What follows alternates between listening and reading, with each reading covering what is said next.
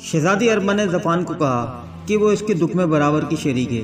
وہ چاہے تو شہزادی اور اس کے باپ کو آزاد کروا کر باعزت طریقے سے اس کا منصب واپس دلوا سکتی ہے، مگر اس سب کے لیے شہزادی کا ساتھ دینا ہوگا۔ وہ بھی شہزادی کی مدد کا وعدہ کرے تو عنقریب مصر پر ستارہ پرستوں کی حکومت ہوگی۔ ظفان نے شہزادی سے پوچھا کہ اسے کیا کرنا ہوگا۔ شہزادی نے کہا اب وہ اسے جس راز میں شریک کر رہی ہے اس سے پہلے اس نے معبود کی قسم اٹھا کر حلف دینا ہوگا اور اپنے باپ شوجی کو بھی اس سازش کے لیے تیار کرنا ہوگا۔ ظفان نے اپنے معبود کی قسم اٹھائی کہ وہ اور اس کا باپ بابل کی شہزادی کے وفادار رہیں گے اور ہر طرح سے اس کی مدد کریں گے۔ اس نے شہزادی کو یقین دلایا کہ کل ہی وہ اپنے باپ سے قید خانے ملنے جائے گا اور اس کو حلف پر آمادہ کر لے گا۔ شہزادی نے کہا کہ کل وہ جب اپنے باپ کو ملنے جائے تو بوڑھی ملازمہ کو ساتھ لے کر جائے گا اور اپنے باپ کو وہ سب کچھ بتائے گا جو اب میں تمہیں بتانے جا رہی ہوں۔ شہزادی نے کہا کہ وہ کوئی ایسا جواز چاہتی ہے جس سے وہ 6 ماہ بعد ہونے والے سالانہ عبادت تک مصر رک جائے۔ اس دوران وہ شاہی پجاری کو بھی کسی طرح اپنی مٹھی میں لے کر اور قابوس سے شادی کے سارے مرحلے آسان کر لے۔ اس کام کے لیے اسے ظفان اور اس کے باپ کی مدد کی ضرورت پڑے گی، لہذا وہ شہزادی کی ہر طرح کی مدد کے لیے تیار رہے۔ شہزادی نے کہا کہ وہ اگر اپنے مقصد میں کامیاب ہو گئی تو وہ ملکہ بننے کے اگلے دن ہی شاہی ستارہ شناس کو باعزت طور پر نہ صرف بحال کر دے گی بلکہ اس کو ایک بڑی جاگیر بھی تحفے میں دے گی۔ آخرکار فیصلہ ہوا کہ بوڑھی چالاک ملازمہ ظفان کے ساتھ صبح ہوتے ہی چوری چھپے محل سے نکل جائیں گے۔ بوڑھی ملازمہ اپنا حلیہ بدل کر شوجی کی بہن کے روپ میں اس سے ملاقات کرائے گی۔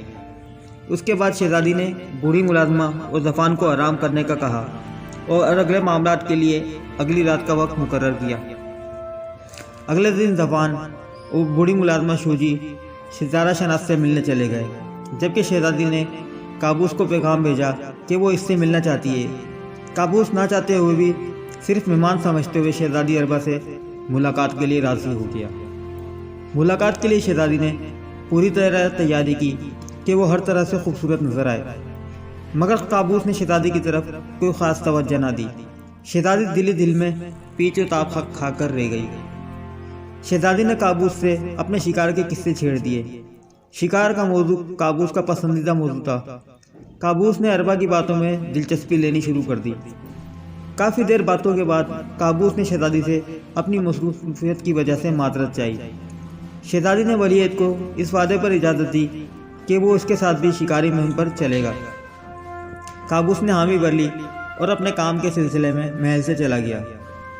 رات بے چینی سے ملازمہ کا انتظار کر رہی تھی کہ وہ آئے تو اسے شوجی سے متعلق بتائے۔ اس کو یہ ڈر بھی تھا کہ کہیں شوجی اس منصوبے سے انکار نہ کر دے اور فرعون کو سب بتا کر شہزادی کو گرفتار نہ کروا دے۔ کچھ دیر بعد ملازمہ آ گئی۔ ملازمہ کے چہرے پر مسکراہٹ تھی۔ اس نے آتے ہی شہزادی کو کہا کہ شوجی نے منصوبے میں شامل ہونے پر رضامندی دے دی ہے اور شہزادی کی وفاداری کا حلف بھی اٹھا لیا ہے۔ شوجی نے بابل کی شہزادی کے لیے پیغام کہ وہ اسے 2 راتوں کا وقت دے دے تاکہ وہ ستاروں کی مدد سے حساب لگا کر شہزادی کو اگلے لائحہ عمل سے آگاہ کرے۔ شہزادی پھر اسی کے مطابق چال چلے۔ اس نے شہزادی کو کہا کہ اس نے خود ظفان کے محل کو آنے سے روک دیا ہے، کیونکہ اگر وہ پکڑا گیا تو ہمارا سارا منصوبہ خراب نہ ہو جائے۔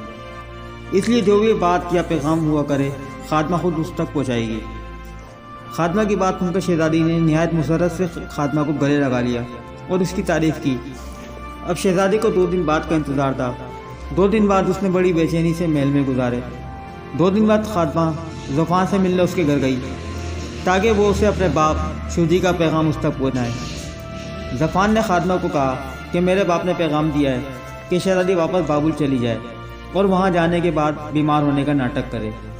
وہ اپنے باپ بابل کے فرما روا کے ذریعے کچھ عرصے بعد فرعون کو یہ پیغام پہنچائے کہ وہ واپس بابل آنے کے بعد شہزادی کسی پراسرار بیماری میں مبتلا ہو گئی ہے۔ ماہر طبیبوں اور نجومی نے بھی تجویز کیا ہے کہ شہزادی کو دوبارہ کچھ عرصے کے لیے مصر بھجوا دیا جائے تو امید ہے کہ شہزادی کی پراسرار بیماری جاتی رہے گی۔ اس طرح شہزادی کو کچھ عرصے مصر میں رہنے کا معقول جواز مل جائے گا اور وہ اگلے منصوبے پر بے فکر ہو کر کام کریں گے۔ خاتمہ کی بات سننے کے بعد شہزادی نے 2 دن بعد واپس بابل جانے کو حکم دیا اور خادمہ کو کہا کہ وہ اپنے باقی غلاموں کو تیاری کا کہے۔ اگلے دن شہزادی نے فرعون مصر سے اس کے دربار میں الوداعی ملاقات کی اور فرعون کی مہمان نوازی پر اس کا شکریہ ادا کیا۔ فرعون نے بھی شہزادی کو تحائف دے کر رخصت کیا۔ اس کے بعد شہزادی نے قابوس سے بھی ملاقات کی اور اسے اپنے ملک بابل کا دورہ دعوت کرنے کی دعوت دی، جو قابوس نے مناسب وقت کے لیے قبول کر لی۔ جانے سے پہلے شہزادی نے رات کے پچھلے پہر زوفان سے ملاقات کی اور اس سے کچھ جواہرات بطور انعام دیے اور اسے پابند کیا کہ وہ شہزادی کے واپس مصر آنے تک اپنے پادشوجی سے رابطے میں رہے۔